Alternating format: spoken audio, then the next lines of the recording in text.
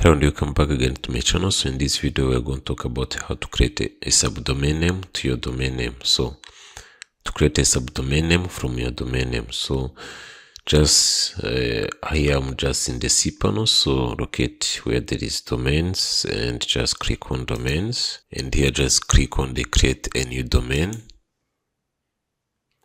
And from domain here you can just write anything you want. So I'm just going to write, for example, sample dot, and then add your domain name here.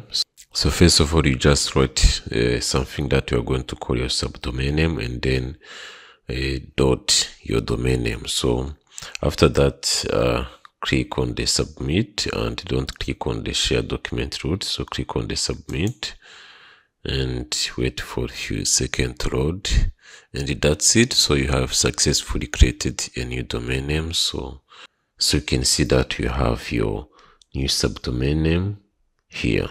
So I hope this video was very helpful for you, and thanks for watching. So you can just like video and subscribe for more tutorials.